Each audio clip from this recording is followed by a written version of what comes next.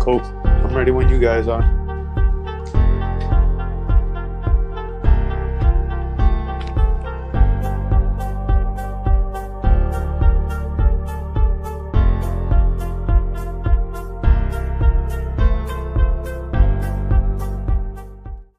Fight fans, welcome back to the Scrap. Ben the Bane Davis here with the founder himself, Joey Torres, and several members of Team McGregor as we break down episode 3. This was a fun episode. You had Austin Thud Hubbard returning, 7 UFC fights. Now he wants a way back in the promotion, but he's got the LFA 155-pound champion Aaron McKenzie on his hands. Fortunately, didn't go Aaron's way, but we make it to the scorecards for the first time this season, which was interesting. Mando, your thoughts overall on episode 3? I thought episode 3 was dope. The actual composition of the show itself, I think this episode was sick. Like, they did a good job going into their backgrounds and stuff. I think the editing, like the clips that they edited while they were walking into the backstage, was sick. Like when they were walking into the arena. I mean, overall, it was just a great show, and then obviously a killer fight to begin with. Now, before we talk about this episode too much, I want to kind of reference your episode last week, of course. What did you think about your video packaging, the editing? When you watched that, what was your first takeaway? Honestly, I hope people tuned in. In my eyes, that was the final of the whole show. I feel like we were the two best guys in the house. So, of course, everybody was going to want to tune in to see that matchup. Granted, I feel like we would have had even more bites if they announced it off rip that it was going to be my episode. Because even I didn't know until the day before when I got the episode. I was like, oh, okay. But, you know, it was cool. I think the actual episode itself was really dope. Both me and Cody, you know, we have a lot that we fight for. And I think we both have had some crazy careers up until this point. So it was only a matter of time before I saw him in the cage anyways. I got a lot of respect for him as a man, as a fighter. And I'm glad we went out and did our thing, obviously. I didn't end up on nobody's highlight reel, but shit, you know, that's the game sometimes. It's not a whole lot you could say about a perfect flying knee, you know? Yeah, it's, hey, you know what? We all get caught. But that's one thing that you did talk about, especially in episode 2 of El Toro Talks, was you thought that was going to be the finale. You thought this was going to be the final two guys, yourself and Cody. So I have to ask, who would be the fighter that you wish you got in the quarterfinals? If anybody at a tough 31, who would you wish you would have fought? Honestly, I truly didn't care. I think when they announced the theme of the season, it didn't really matter to me who was in there.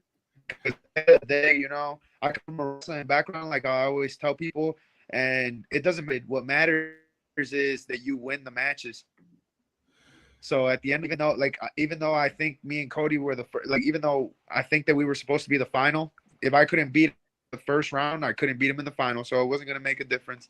To me, that fight was the most important, and that was it. So I didn't really care who I got put up in there against. I did my recon on everybody. I knew what to expect with everybody, had a game plan for everybody.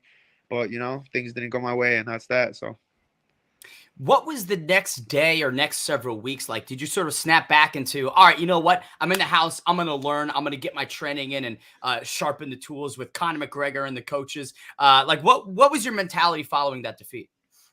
Shit, man. Literally, you're not about to catch me with my head down, bro. I tell people that all the time. You're just not. Like, I fight because I love to fight. I love to compete. At the end of the day, I'm going to roll the dice with fucking anybody. It doesn't matter to me, you know? So, like, the next day, I mean, I let it burn that night. Of course, it sucks. You know, I lost. And competitors don't like to lose. Like, I don't like to lose. I'd bet my life on this. And, yeah, you know, I got caught with a really unlucky shot. It was just a perfectly timed shot, and it is what it is. But I let it burn that night, woke up the next morning, and got right back to work. I literally had stitches in my face, and I was adamant about telling the medics, get me cleared, because I didn't know what was going to happen. Didn't know if anybody was going to miss weight, fall off, or anything like that. I just focused on bouncing, stand on in case anything. Literally ready to step back out there with stitches in my face. You know, lucky enough, I got out of there with no concussion. I tell people all the time, like, I'd take a million cuts on the face and stuff like that over a brain injury or over something serious, you know? So the fact that it was just that, it was just cuts on my face, like, cool, you know, I'll take that. That's fine. And that's all it was, thank God. And I was just able to bounce right back in there. So I didn't really think too much on it. I focused on myself and my teammates and just kept it pushing. Well, like you mentioned, the nature of the show, there's people that fall out sometimes. There's injuries that do occur. You gotta stay ready, be ready for any opportunity. So I respect that. But let's get to some of the roommates that you had, Timur and Trevor, who are going to be going at it in the weeks to come. What was that like? What was rooming with them like? Was the vibe overall good? Was it fun? Man, on the real, if you look back, hopefully there's some footage on this in the house at some point. Me, Trevor, and Timmer had the cleanest room. We had the best feng shui. We had the coolest room. To begin with, we had the best room, straight up. Our room was decorated nice. Our room was in the center of everything. We had our own bathroom. We had a walk-in closet. We were good, bro. Like, we were chilling, and we were always the cleanest. That was the biggest thing. Like, us three were the cleanest dudes, I feel like, in the house. Our shit was always A1, bed always made. It was just nice coming home to a clean-ass room, you know? And no ruckus. Everybody was just quiet. You wake up, you're chilling. It's all good. So it was nice having them as roommates. It was awkward for a little bit knowing that they were going to have to fight, but they made it. They were less awkward about it than anybody else was, I feel like. Trevor, you guys will get to see him like as a person in this episode. Like, he really is just a California kid, bro. Like, just like super hippie vibes, always cooling. He don't care about nothing, man. He's just chilling, vibing, ready to fight. Nah. That's it. It's just here to have a good time. But so they're the cleanest. Who was the dirtiest? Who was the person who you were like, dude, pick up your shit? What are you doing? Damn. I mean, I can't really throw nobody under the bus because at the end of the day, their room is their room. I wasn't in nobody else's real. But let's just say when I went downstairs to the vets room, Austin Hubbard, Rowe, Kerr Hollabaugh, and Jason Knight, I'd be like, they had their mattresses on the floor. Well, granted, that wasn't even their fault. Like, the beds were uncomfortable. They got these little ass bullshit bunk beds for grown ass men that fight for a living, that their bodies are already hurting in a normal bed and a normal couch. And they got them on this little mattress this thick. They were like on the ground with it. So I don't know, bro. Their room was definitely one of the, I'm not saying it was messy. I'm just saying you have to watch your step. Right, straight up. I'm going to turn it over to Joey Torres, the founder of the Scrap. Joey, your questions. Yes, Mando, man. So obviously Trevor and Team they're fighting each other. They're also roommates. What were kind of the vibes after, their scrap and just being in a house with people that you fought? Like how was that, from your perspective? Man, here's the thing. As soon as I came back from the show, everybody was asking me that question. And to be real, one thing that I've noticed that's different about this season compared to any other season is usually they hire, it seems to me like they hire good fighters that are great for TV. And this year they hired the best 16 fighters they could have hired, straight up. Yeah. Character or not, they hired the best of the best. And I think this was like a murderer's row of just assassins that all went out there, were on a mission. Everybody had all their ducks in a row and nobody was messing around, man. But it also led to real good vibes, Everybody was chilling. Everybody was supportive of each other. Everybody was just really cool, Everybody was like living well under one roof. There was never really any beef. I think that's why they showed the Rowe and Landon thing early on, is because we didn't really have a whole lot of that, So it was pretty chill, bro. It was good. And it was really easy to stay motivated because everybody was getting that extra work in. Everybody was eating clean. Everybody was asking for all the right stuff. So it was cool, man. No, I love it. I think that's part of one of my favorite things about the show is the friendships that get made from it all. And I think a lot of people probably have it in their brains that because you're fighters, you're fighting each other, that there's probably beef all the time. So far, we've only really seen clips of, Team Chandler together, Team McGregor together. We had that one little bit with Landon and Roosevelt going back and forth. Were there more times where y'all were kind of chilling with each other and intermingling amongst the teams? Honestly, the whole time was a vibe between both teams. Like, people don't realize like the amount of time, like it gets chopped down so many times before it makes the final cut. Like, you're getting 0.1% of what actually happened the whole time.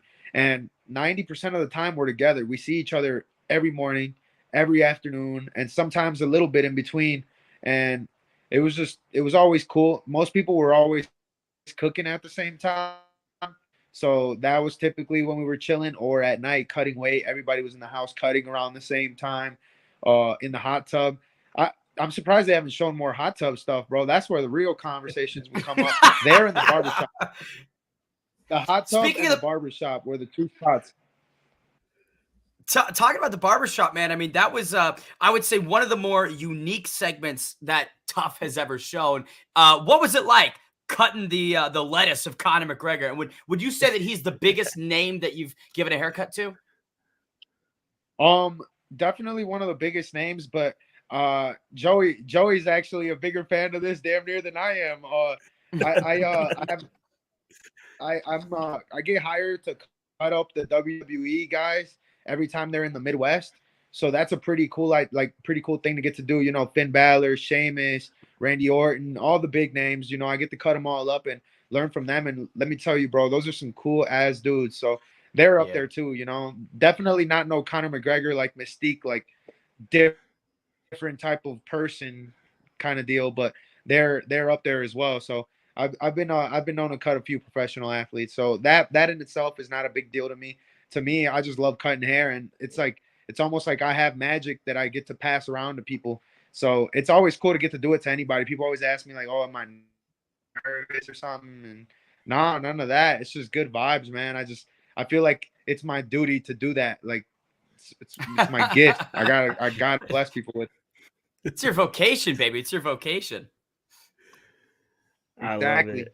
I can't live comfortable knowing that someone out there wanted a cut and didn't get it. Like, I got to make sure everybody that wants one gets it. That's it.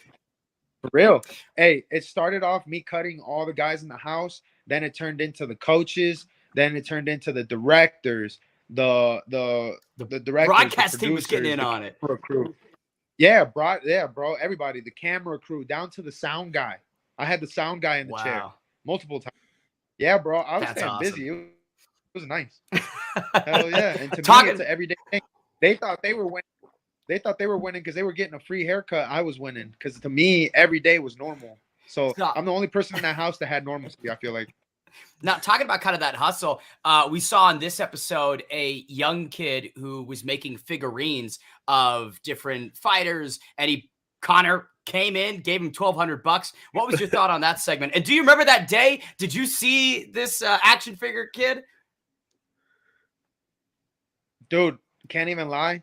I had no idea about none of that. No one ever spoke about it. No one ever talked. Like, nobody ever brought it up. We had no idea. Like, literally no clue. That is so funny. Like, we would seek the squad when we would show up to practice, be at practice, probably fuck around for a little bit after our session, and then the bus would take us back home, or the van, I mean, and then go home, eat for a few hours, and then come back for the second session of the day. And we would only see them during those times unless they came to the crib to either get some cardio in or hang out, or Conor brought his personal chef out to cook for us or something like that. That's the only time that we would get to see him aside from that. So he never really brought it up. We didn't know about that. Interesting. Now, the times that you did get to see Conor and Chandler, what was the chemistry like between them? Did you see them interact much at all? Was there any hostility, or were they just kind of, neutral with each other? It was actually pretty professional, it was typically pretty professional, but obviously, when you mix, we're fighters at the end of the day, we're competitors. So from time to time, I know everybody heard those rumors about the little scuffle or whatever, the little brawl action. That's just what happens when tempers flare and people got some skin in the game. People are in there fighting. Obviously, people are going to get hyped up. It is what it is. I'd jump for one of my teammates too. Now, I want to talk a little bit about before the Ultimate Fighter 31 opportunity at the beginning of 2023. What was your game plan for the year? Did you think that this show was going to be part of it? Like, how did this all come about for you? I actually just heard that they were going to bring it back and it was going to be 35 and 55. I had big plans for the year. I was trying to stack up the wins quick and just get right back in there because after my contender fight, I was told get a couple wins and you're getting plugged right in. So that's literally what I did. Right after contender series, I had a sour taste in my mouth and I didn't want to sit on it. So I took a short notice fight against a pretty solid opponent I think it was like 3 weeks after the contender fight. Like I heard about it right after the contender fight and I took that, beat his ass and moved on. And then I was trying to get another one in December, but it fell through. So then by January, I was like, man, one more and I'm in there. Let's go. and then this came up. So obviously I was ready for this. One of my teammates was actually supposed to be on it with me, but you know how there was all that talk about how, Conor showed up with some of his people and some people got booted. Kenny was supposed to be that guy that was on the show. But, Interesting. things worked out the way they worked out. He signed with everybody's happy. We're good to go. Now, on sort of a broader sense, just a softball question almost. When you think about your time in the house and on the season, what was one of your favorite moments? And obviously, if it's something that hasn't happened, it's coming later down the line, all well and good. But what was the one thing where you walked away from this experience and you were like, man, that was my favorite experience that I had? Man, there's so much that happened after my fight that I can't really speak on much yet. But I think like up until my fight or up until Aaron's fight, a big one would probably have to be like 2 days before my fight. I was one of the last ones out of the gym, and I was walking into the locker room and I was chopping it up with Conor, and he told me, he's like, man, I really think you're about to be a world champion one day. Like I see gold in your future, and I think you're gonna go real far. And I think that moment for me was huge. I hadn't even put my mic on. There was no camera there. So I knew it was something genuine, he really meant it. And he was really telling me from the heart. So it was pretty cool. It was a cool moment. And aside from that, I think another thing they didn't show was me and Cody actually talking for like a good while. We would all journal. A lot of us would journal. And me and him were journaling next to each other literally the night before our fight. And we talked for like at least an hour, just chopping it up about everything. Him and I would talk a lot in the house. So obviously it sucked that we got matched up so early on. But I told him from the beginning that, it is what it is. Yeah, it's fight game. Yeah, fight game. Yeah. No, it's been awesome to see over the last 3 episodes, both of the coaches kind of in action. We kind of heard Aaron's perspective a bit on McGregor's training sessions and his coaching. What was your take on it? Like, what are some of the things that you learned? I know, off air, we talked a little bit about some of the footage that kind of leaked, while you guys were filming. We got to see some of the training sessions. From me, I was able to see you. It seemed like you were just kind of like always wanting to get in there, always wanting to learn. So I'm really curious to hear about your perspective on Conor's training style, his training sessions, and so on. I think in the house, we didn't really get a good inside look of what his camp is typically like, just because, we're not there for a super, super long time like everyone thinks we are. It's still a good while, but it's not nearly enough time to have a true major impact on an athlete's career. All you can really do is keep them in shape, keep them healthy, and keep them sharp, ready to go. So I think a lot of the work we were doing was more maintained, and it was still great, though. It was great work, especially for me. I'm predominantly a southpaw, and getting to learn from the best southpaw to ever be in the UFC, man, like, who could say no to that? Like, I was taking everything that I could possibly get from him. I would get it. Like, as you saw in my episode, I was asking him even the intangibles, like what's going through your head right before a fight. And the craziest thing to me was that we had something really similar. We had a really similar outlook on it. You got to let it be what it's supposed to be. You got to let it, like, whatever the moment is, let it take you. Like, that's the point. You're supposed to feel a little bit of anxiety. You're supposed to have a little bit of fear. Like, if you're not fighting scared, then like you're like setting yourself up for failure, really. Because I feel like that little tiny bit of fear is what gets you fired up, and it's what I tell people also, it was really mentally intense, not as much physically intense. They didn't want to wear and tear our bodies. They wanted to build our mind and callous our mind. So it was cool. That's awesome. I know, McGregor, he's a character. I'm sure you've had a lot of serious moments too. I think one of the funny things about this recent episode is the advice that he was given to Aaron McKenzie about the pain and balling up that pain into a fist and just tossing it out like a pebble.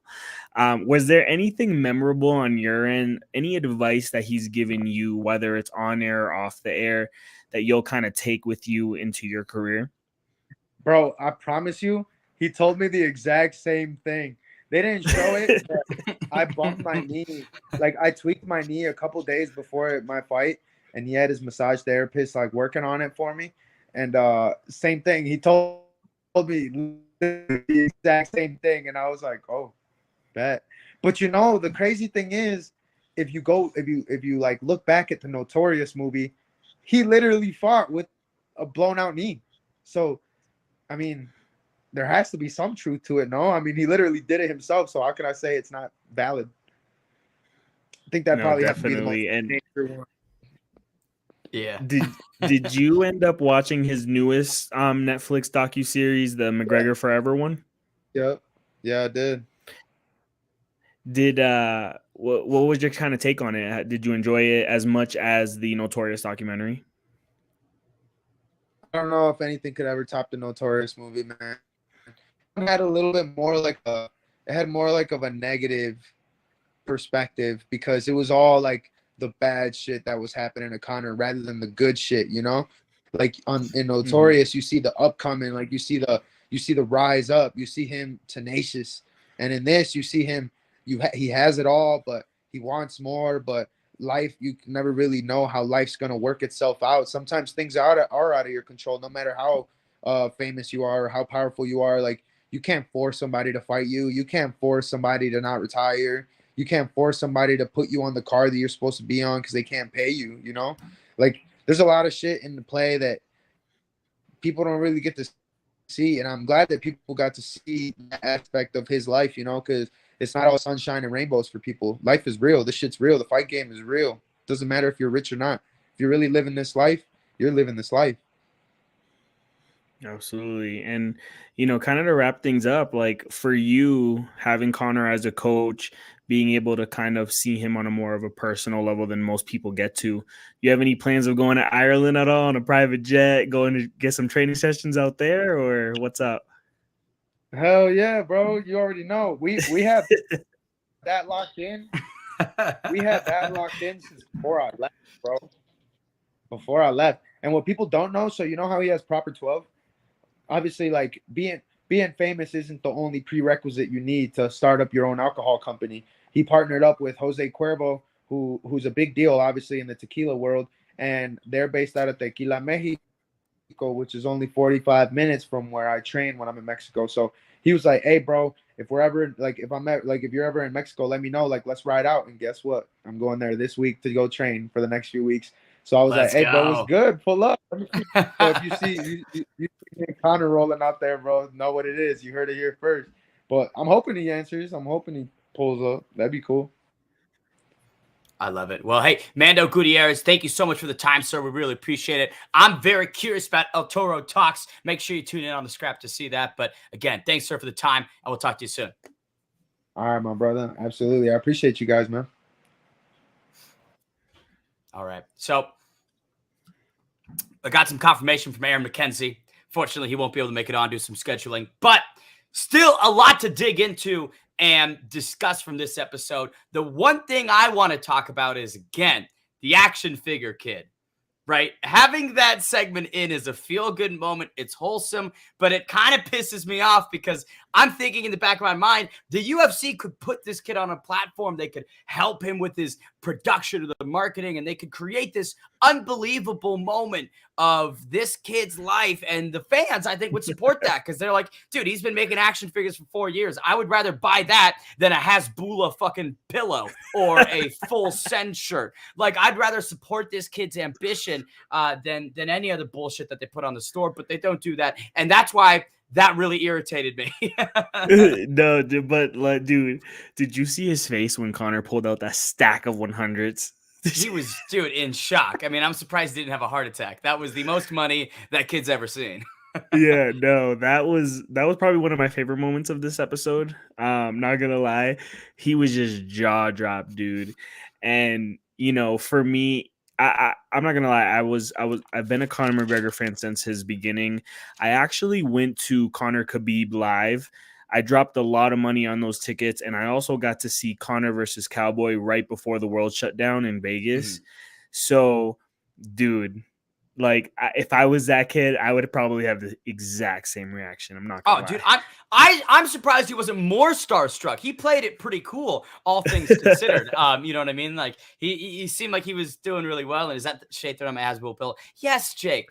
Fuck your Hasbulla pillow. I just don't, because It's just this what we have versus what we could have. You know, I mean, we have the UFC popularizing and putting shit on a platform that I don't think it deserves. And then they literally show that they can put effort behind getting this kid out to Las Vegas, get him to the PI, bringing his action figures to Connor. I'm like, you guys are putting effort into getting them here. Why don't you just like extra mile and be like, we're launching this on the website, support this kid. Half of all sales go back to him and his family.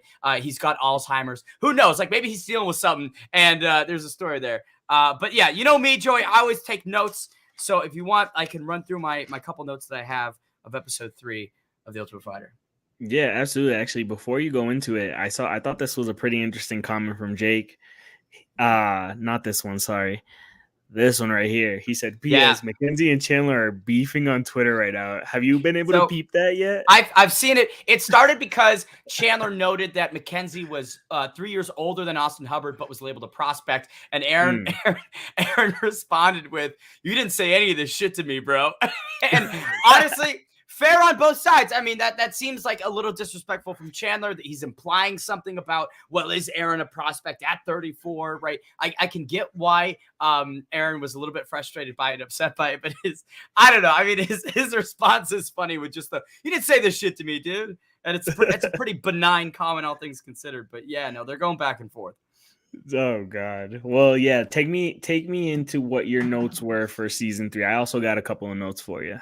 So one of the bigger things at the beginning of the episode is you see Aaron doing a little bit of sparring. He's labeled as a grappling and BJJ guy, which that's been his bread and butter. And when we talk about the fight between himself and Austin Hubbard, I will say, first thing, very impressed with the striking. He looked good on the feet. But that rip kick, he took a kick to the side, and that whole moment of Connor taking the energy out, that didn't look that great. I mean, that looked painful. And then there was some ground and pound in the fight where Austin was just hammering that side that had the injury. And I know you spoke with him a little bit about it. How severe was that rib injury, do you think? Dude, it seemed like it was pretty bad. I mean, I don't know if you saw like the little scene where he was kind of like showing it off. It was just popped out extremely. And I found it interesting that Juliana Pena went on Ariel Helwani's show and talked about a very similar injury in how that was the exact same injury that she had. And what had to have her pull out from the Nunes, trilogy in Canada this past weekend. It's a gruesome injury. It didn't seem like he was in much pain, right? But I'm sure the cameras only gave us a little bit of that, the pain that he was actually going through. But there was a point too in the fight, I think it was round 2, where Austin was just punching that area. I would have loved to ask, Aaron, whether or not, living in the same house, like, are you able to hide those injuries? Does word kind of get around through the house? Did somebody know to attack that area? Like, I'm really curious about that piece because it looked bad. I'm not gonna lie, it looked bad. Even though Aaron seemed to toughed it out. He's a warrior. Yeah, no, 100%. And that is such an interesting, right? The dynamics of it. And I made a note on the second page here that we only got 1 or 2 scenes in the house. It was them watching the UFC event of Jordan Wright and Zach Palga. I don't know when that, of course, was, but I'm kind of frustrated so far that we're 3 episodes in and there's been not a lot of elements of the house. There's not a lot of scenes of the house. There's not a lot of these interactions. And yes, maybe there's not any hostility and they kind of squeezed all the juice out of Landon Quinonez and Roosevelt Roberts. And that's the only moment, but I still would love to see these interactions a lot more. Like that's what makes Tough different. As good as these video packages are where they talk about their background and their families and their stories, I love that. But the Contender Series does the same thing. And in my opinion, again, it's a better show. And so why is Tough different? It's the house. So show the fucking house. I just can't understand. Even if it's benign, even if it's them playing pool, make it into a 10-minute scene of, oh, we're having a pool tournament, having a pool competition. Like, I think that's what some other seasons did rather well. And again, I'll be the first one to say I have not watched that much Tough, so my opinion's a bit irrelevant and invalidated. But I have seen clips where it seems like there's more of an effort of things in the house that you could put on tape as opposed to a video package that, while it's great to see, shouldn't be the focal point. Yeah, no, dude, I agree. And I think, if I had to change some of the things about Tough just based off of the past seasons, that's one of it, right? I mean, people are tuning into a reality TV show. Show You me the want to reality. showcase, Yeah. yeah, exactly. You showcase some of the drama that goes behind it. Listen, even if there isn't no drama, I do think there's some things that they can do a little bit differently that they have done in the past. The season that Michael Chiesa won was the first ever live season of The Ultimate Fighter. And I think one of the things I really liked about that is it made it worth it fighting on that show. So what I mean by that is like they were putting your @ every time you spoke, right? So that fans can be able to follow you and go out of their way to see what you're doing on your social media channels. There was more of that reality aspect that I am missing in these recent seasons. And, it is no surprise. I have managed fighters in the past, fighters that actually have been on Tough. And, for me, on the outsider's perspective, looking in From a viewer. Yeah.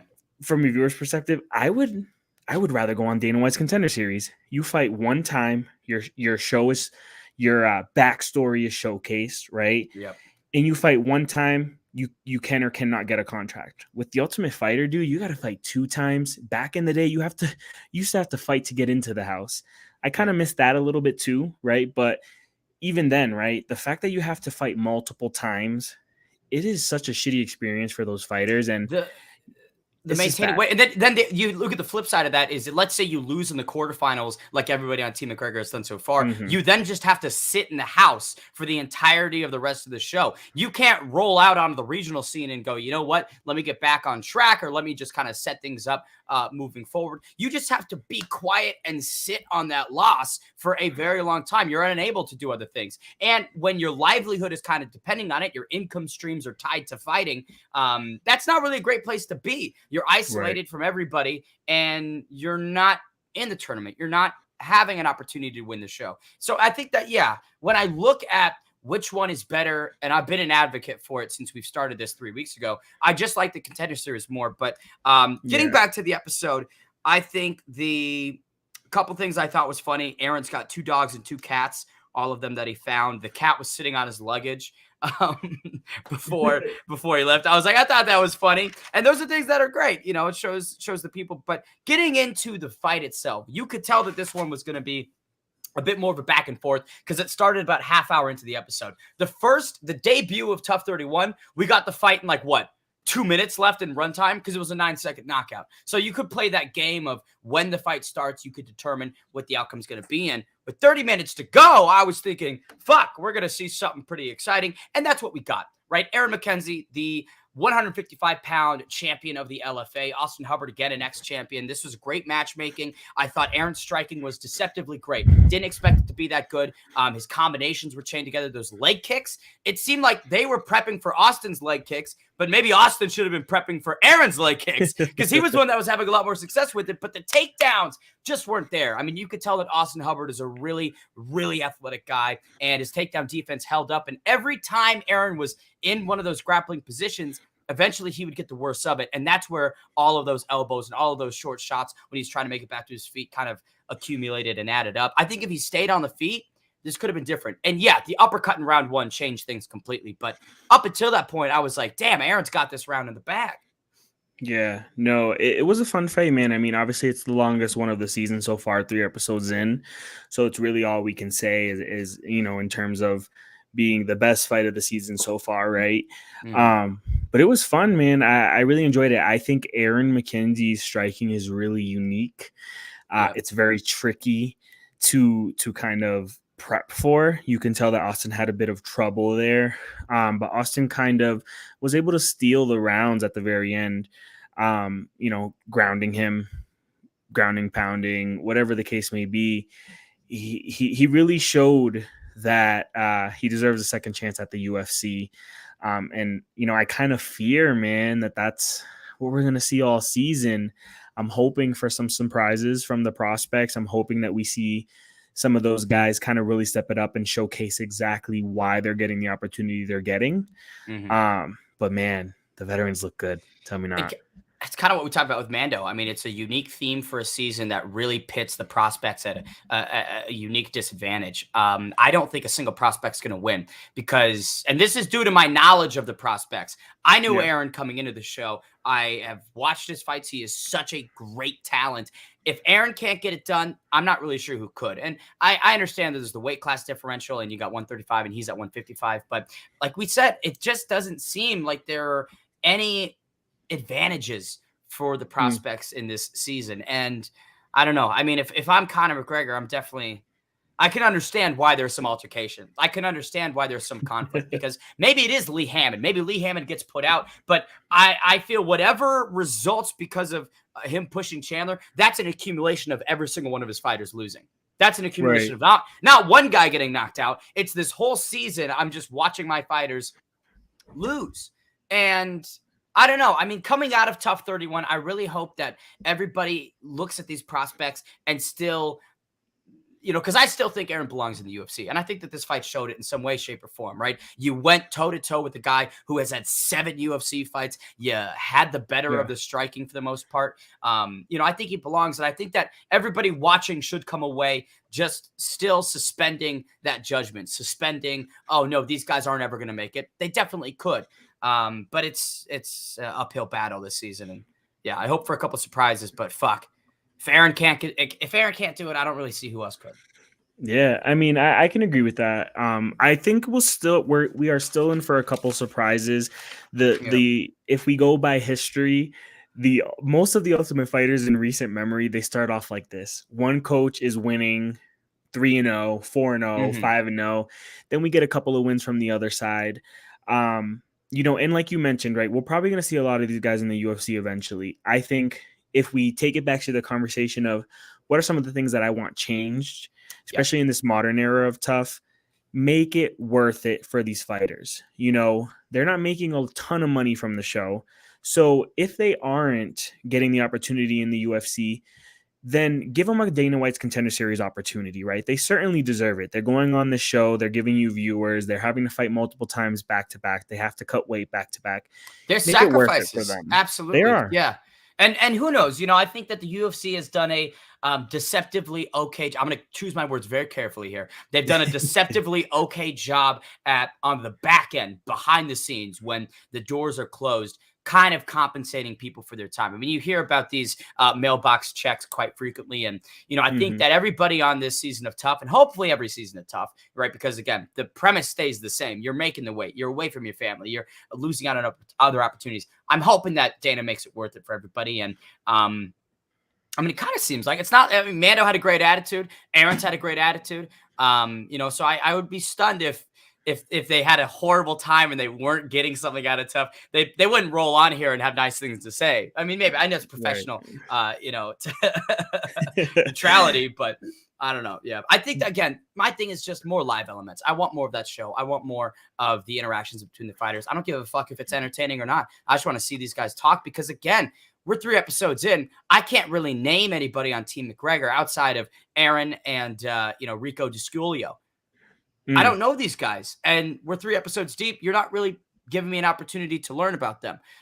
So I don't know. Like as good as the video packages are, and I feel bad because like shitting on this element of the show is you could spin it in a way that I'm shitting on seeing these people's families and their their lives outside of it. Like it's not that I would prefer under the guise of the Ultimate Fighter operating within the brand that Tough is. I just want more interactions. I want to learn who these people are, not necessarily in a video package that I could get on the Contender Series, but because of funny interactions. Like who's the biggest clown in the house? Show it to me. Who is dirty? Who doesn't pick up shit? Show it to me. I don't know. I like the video packages, but I just think it's a weaker alternative to just chopping up what goes down.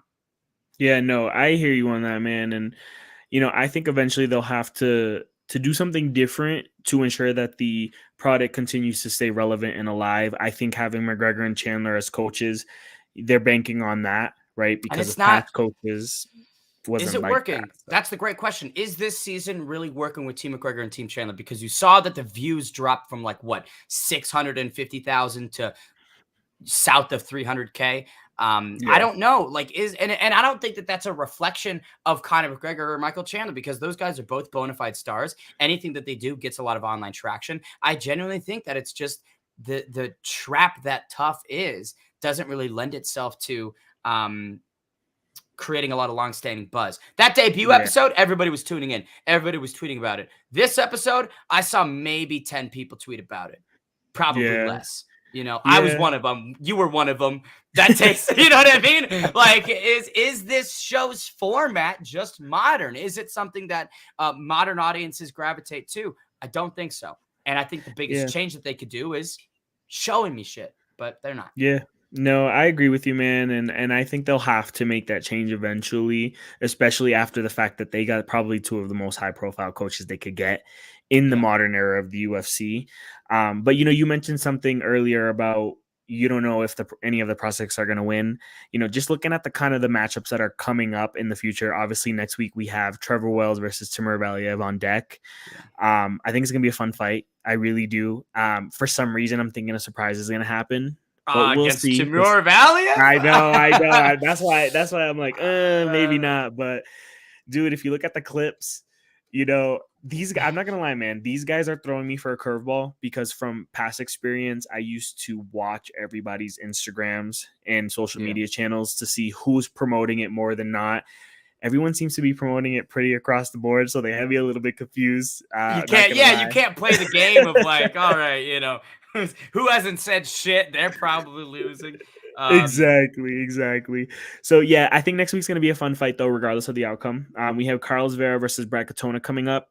You think Brad Katona takes that pretty easily, or what? It's hard to see Brad losing. Again, you go for it, Lee Hammond versus Kurt Holloway.